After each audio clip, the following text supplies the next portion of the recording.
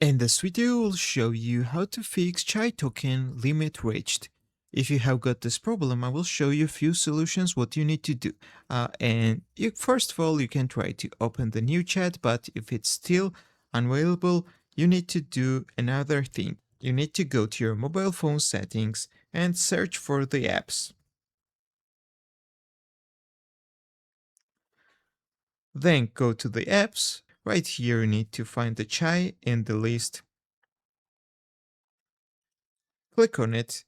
Then you need to scroll a little bit down and click storage. And after that, you need to clear your Chai app data, and also you need to clear the cache by pressing these two buttons in the bottom.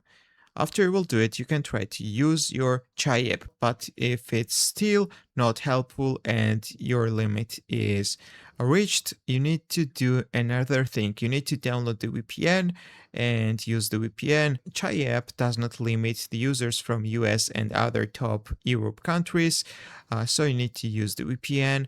But unfortunately, in this case, you need to create a new Chai account. If this video is helpful for you, don't forget to click the like button and don't forget to subscribe.